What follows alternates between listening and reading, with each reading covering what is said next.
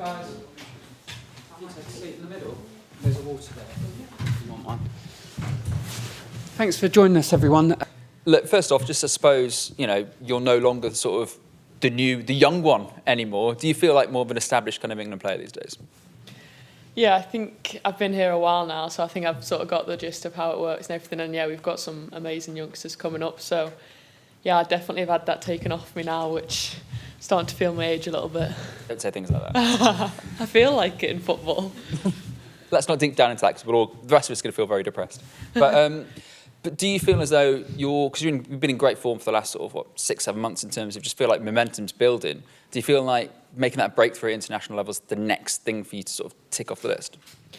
I think as well as I've been sort of for the last 6-7 months I've been enjoying my football. I think that could change. I need to keep focused on that as well. But of course, I'd love to play for my country. That's what we're all here for. But we're very lucky. We have a very talented team, and I think the competition we have here and back at Chelsea is only going to bring the best out of me. So for what I can control, I'm going to try my best, but whatever else happens, I don't know.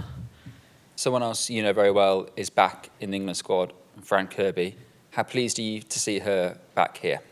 Yeah, so happy for her, and I think so happy to have her back at Chelsea as well. She's a special, unique player. I think the things she can do on the ball and the way she can just run a game sometimes it's really special. So very lucky to have her both here and at Chelsea, and hopefully she can stay fit and provide us some great moments over the season. I think you've missed her. At England or at Chelsea? Well, both, but I was going to make England. I think we have amazing players that we have a wealth of talent, so that it gives other people an opportunity to play, and I think that's been massive, and those players have massively stepped up. I do think she is unique, and that she can produce that moment of magic. But we also have other players that have different specialties, but can do that. But you'd never say no to having her in the squad. You'd always want her there, as well as the other amazing players we have. So it's been nice to have her back. England come into these games against Belgium, not often we say this, off the back of a defeat. How important is it, A, to get this back on track, and B, with Olympic qualification on the line, how important are these games? Massively important, but I think no matter what game you'd play for your country, it's massively important. But like you said, we had not what we'd want at the end of last camp, but sort of excited to start these games and hopefully put that right. And also the games last camp, although the last one didn't go the way we wanted, we've had some amazing learnings from them, and hopefully we can implement that this camp. And Belgium have shown they're an amazing team, so it'll be difficult, but one we're looking forward to. Thanks, Niamh. Thank you. Thanks, Anton. Any questions from the floor? Yep, we'll go to Jeff. Hi. Hiya. You've got Belgium home and away. Mm-hmm.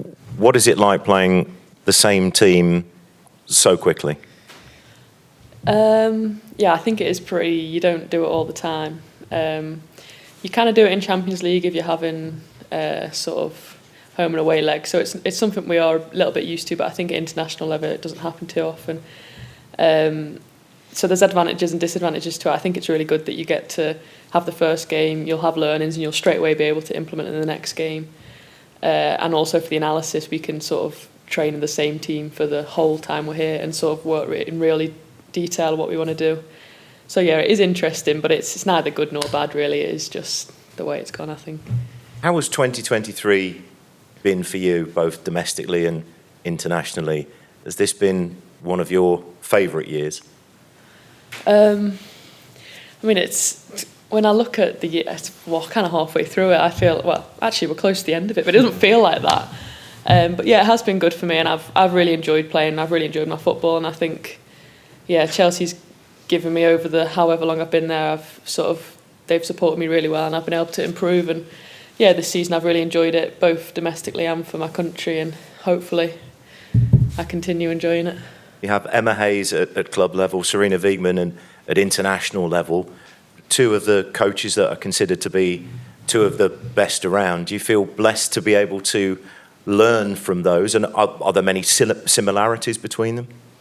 Yeah, I think I've said it before that it's amazing that you have two really strong female coaches, and hopefully we can get more female coaches to be at that level. But I think I'm very, very lucky that I come away and I have Serena, and at club I have Emma as well, and they're both equally so experienced, and real drivers of the women's game as well. But I think it is nice as well that you always have differences between club and country, and I think those differences exist sort of in the managers as well. So it is refreshing that you can sort of get different viewpoints on football, and sort of there's a way we want to play at Chelsea and there's a way we want to play at England. But yeah, so they are incredible people, I think, and what they've achieved in the women's game is amazing. You talked about when you first came in, about not being the new kid on the block anymore. So do you find yourself passing on your experience to the players that are coming into the squad for the first time and trying to make them feel as welcome as possible? As I'm guessing when you came in, everybody did that with you.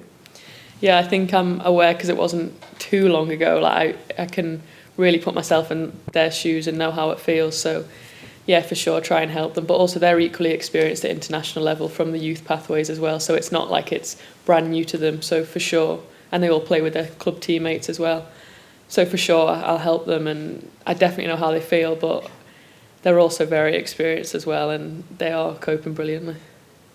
Thanks, Jeff. Yes, we'll go to Dom. Yeah, if that's okay. Thanks, Dom. Hi, Niamh. Hiya. You might have seen this week Arsenal came in for some criticism for a team photo which was taken. All 27 players in that were white. They've come out with a statement of their own, and they said that they don't feel necessarily that the women's team at the moment represents the club and the communities that support it.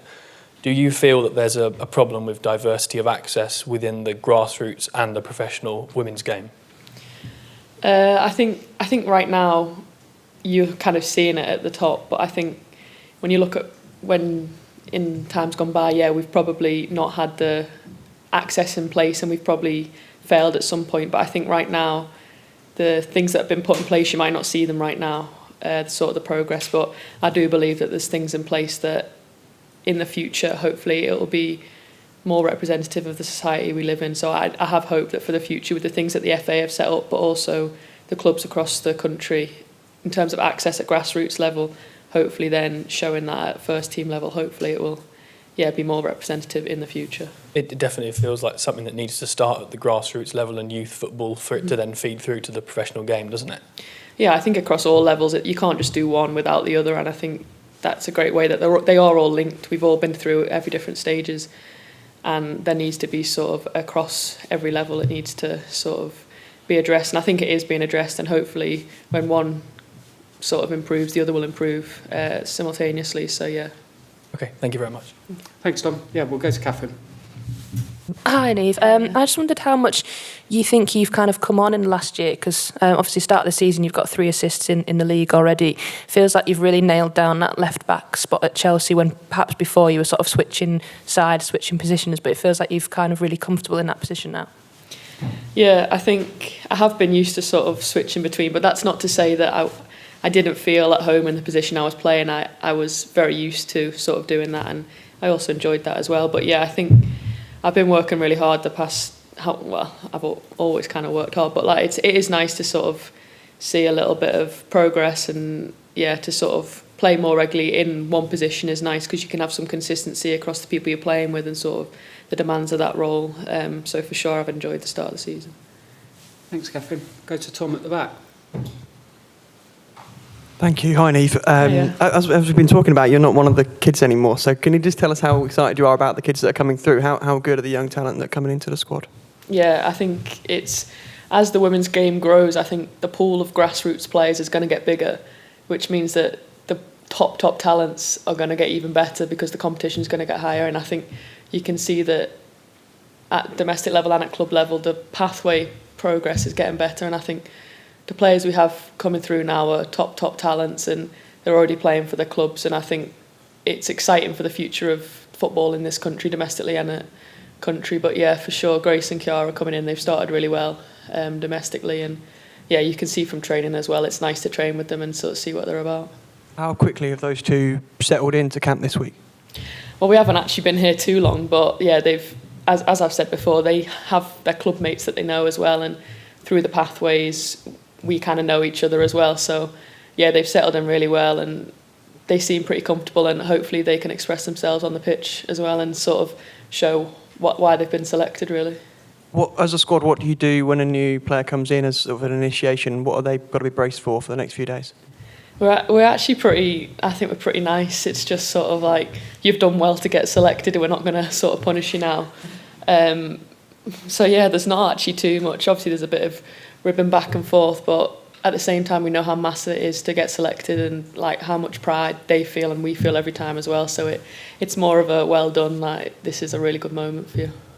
And on a much more serious note, and I hope you don't mind me asking you this rather than putting Grace and Chiara on the spot in a minute, but last week we spoke to Serena about the situation in Brussels with the terror attack last week, and she said she felt quite safe to be going there. She felt that there were conversations that had reassured her. So I just wondered, as you as players, do you feel safe going there? Have you been reassured by conversations, and kind of have you talked about that situation at all?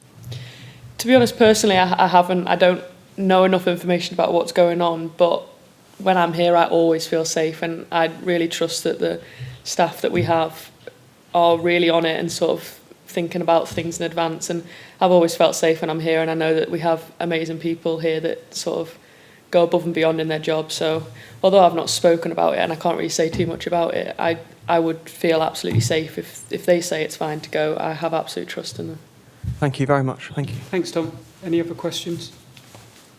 If not, we'll call it a day there. Thanks for your time. Thanks, Niamh. Thank you, guys.